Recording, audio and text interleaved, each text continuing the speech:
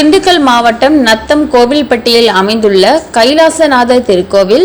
இக்கோவிலில் 1000 ஆண்டுகளுக்கு முன் கட்டப்பட்டது. திருமணி முத்தாற்றத்தின் தென்கரையில் பிரகார மண்டபங்களுடன் பெரிய மதில் சுவரும் 14 கால் மண்டபத்துடன் ராஜகோபுரமும், கருப்பண்ணசாமி, பிடாரியம்மன் தென்புறத்தில் பகவதி அம்மன் ஆகிய கோயில்களை அடக்கிய திருக்கோவிலாக அமைந்துள்ளது. கடந்த மே 31ஆம் தேதி கொடியேற்றத்துடன் திருவிழா ஆரம்பித்தது.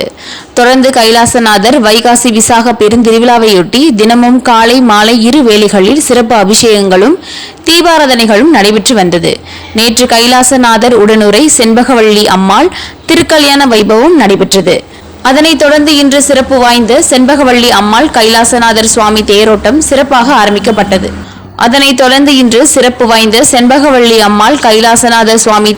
சிறப்பாக ஆரம்பிக்கப்பட்டது. இதில் நத்தம் மற்றும் அதனை சுற்றியுள்ள பகுதியில் இருந்து வந்திருந்த ஏராளமான பக்தர்கள் வடம் பிடித்து தேரை இழுத்து ஊர்வலமாக சென்றனர். தினமுல்லை செய்திகளுக்காக மண்டல செய்தியாளர் நத்தம் மதுரை வீரன். செய்திகளை உடனுக்குடன் தெரிந்து கொள்ள தினமுல்லை நியூஸ் தமிழ் சேனலை சப்ஸ்கிரைப் பண்ணுங்க.